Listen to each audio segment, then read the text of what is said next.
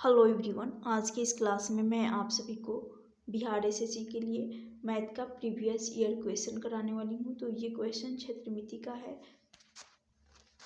पहला क्वेश्चन है, क्वेश्चन में कहा गया है 16 मीटर, क्वेश्चन है 16 मीटर लंबे तथा 11 मीटर चौड़े एक मैदान के बाहर की ओर 1 मीटर चौड़ा रास्ता है, तब रास्ते का कुल क्षेत्रफल निकालनी है। तो यहाँ से जैसे कि ये हो गया एक मैदान जिसकी लंबाई और चौड़ाई दे रखी है। लंबाई है 11 मीटर, चौड़ाई है 16 और बाहर की तरफ एक रास्ता है जो कि 1 मीटर चौड़ा रास्ता है। तो ये पॉइंट ध्यान रखिएगा, जब भी इस टाइप का क्वेश्चन पूछा जाए और पूछा जाए कि बाहर की तरफ रास्ता हो, तो उसके लिए डायरेक्टली ये फॉर्मूला रखिएगा, a plus B plus 2w, यानी बाहर की तरफ रास्ता का वैल्यू रखेंगे इंटू 2w। इसको जब भी मैदान के बाहर की तरफ रास्ता पूछा जाए तो ये वाला फॉर्मूला जो कि अप्लाई करिएगा। तो यहाँ पर लंबाई है जो कि 16, चौड़ाई है 11 प्लस बाहर की तरफ 1 मीटर रास्ता है, तो w की जगह पर हमें 1 रखना होगा। तो 1 इंटू 2 कर लेंगे तो यहाँ से आ जाएगा 2, फिर यहाँ से आ जाएगा 2, यहाँ पर 1 रखेंगे, 2 एकम 2।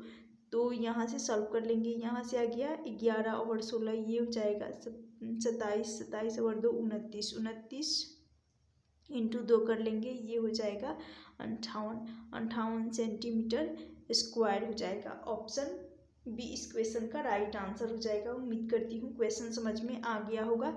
जब भी पूछा जाए लंबाई दे रखी हो, कोई आयताकार मैदान हो और उसकी लंबाई दे रखी हो, चौड़ाई दे रखी हो और पूछ लिया जाता है कि बाहर की तरफ रास्ता और उसका क्षेत्र, बाहर की तरफ रास्ता का वैल्यू दे रखा होता है, जैसे कि यहाँ पर w बराबर 1 दे रखा है ये वाला, तब यहाँ पर रास्ते का क्षेत्रफल निकालने के लिए क्या किया जाता है, l plus B into 2w किया जाता है। तो w की जगह पर 1, जैसे कि 1 मीटर चौड़ा रास्ता है तो 1 रखी हूँ। यदि 2 मीटर चौड़ा रास्ता रहता तब हम 2 रख देते, 3 मीटर चौड़ा रास्ता होता तो 3 इंटू 2 करते, लेकिन यहाँ पर 1 मीटर कहा गया है, तो ऑप्शन बी इस क्वेश्चन का राइट आंसर हो जाए।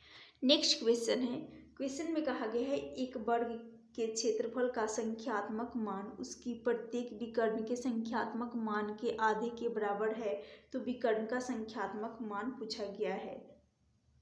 सबसे पहले मैं फॉर्मूला लिखवा देती हूँ, जैसे कि आप सभी को पता हुई तो हर किसी को पता रहता है, वर्ग का क्षेत्रफल होता है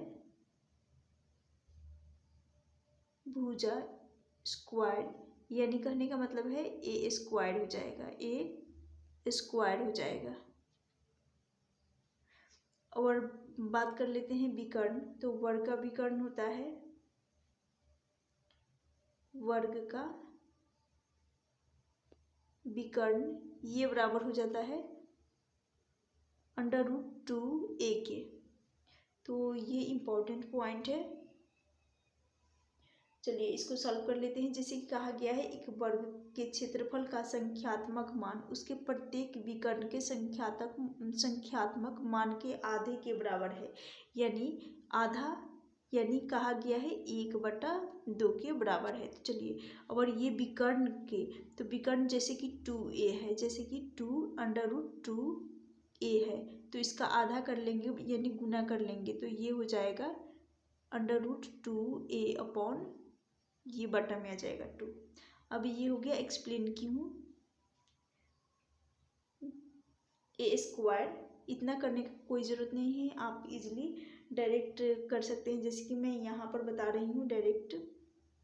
a स्क्वायर वर्ग का क्षेत्रफल और विकर्ण जो कि है 2, विकर्ण होता है 2√2a होता है, और विकर्ण का आधा करना है तो बटा हो जाएगा 2। ये हो गया, डायरेक्ट मैं एक्सप्लेन की हूँ पहले ही, ताकि आप सभी को समझ में आ जाए जिनको नहीं पता होगा।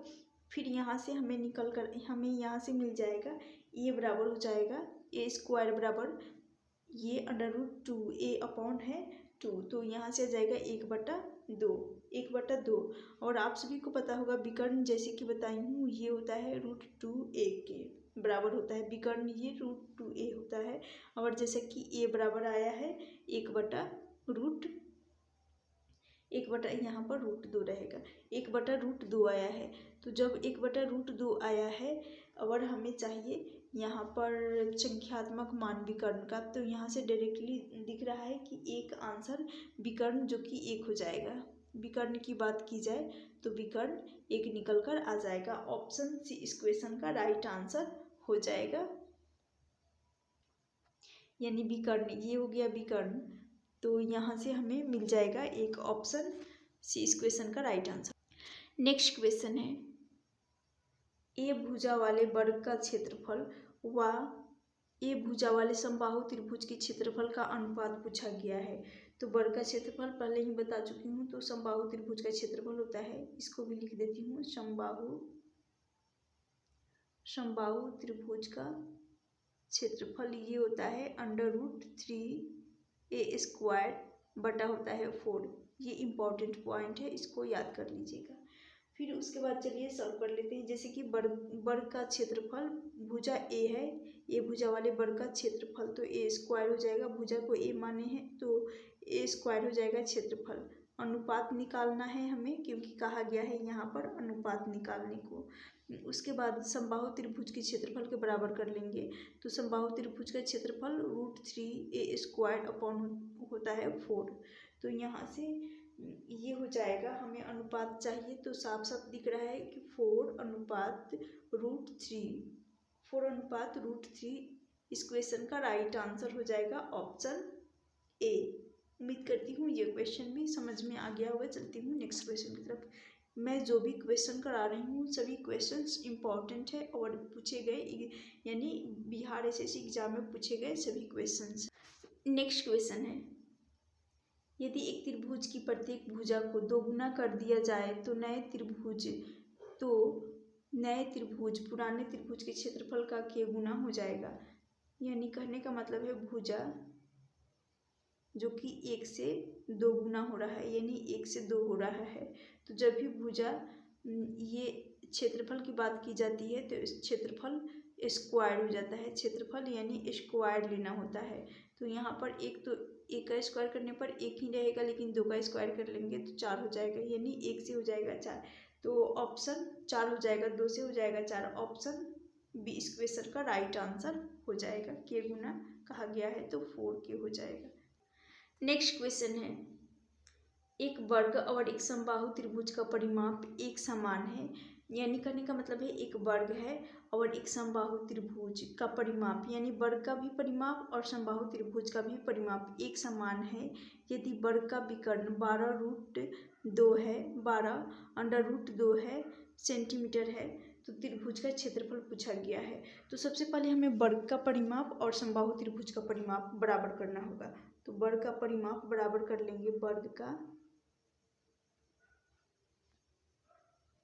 परिमाप हमें बराबर करना होगा, क्योंकि एक समान यानी बराबर, एक समान यानी बराबर।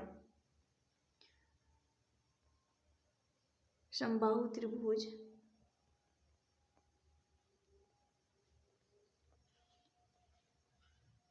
का परिमाप, तो वर्ग का परिमाप आप सभी को पता होगा, ये होता है 4a। 4a यानी भुजा, 4 गुना भुजा होता है।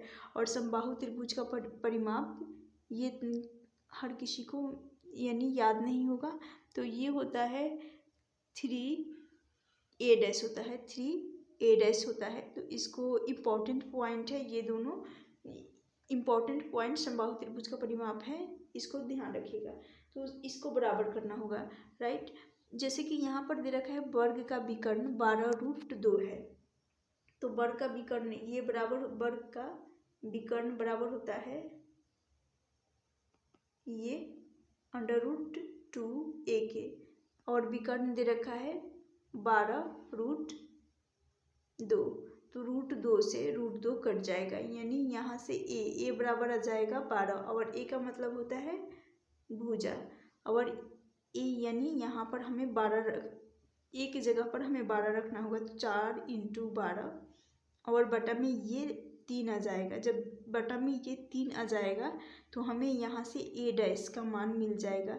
बटा 3 करने पर ए डैश का मान मिल जाएगा। 3 से काटेंगे, 4 तिया 12, तो यहाँ से 4 इंटू 4 ए डैश बराबर हो जाएगा, ए डैश बराबर हो जाएगा 16। ए डैश यानी ये हो जाएगा समबाहु त्रिभुज का भुजा।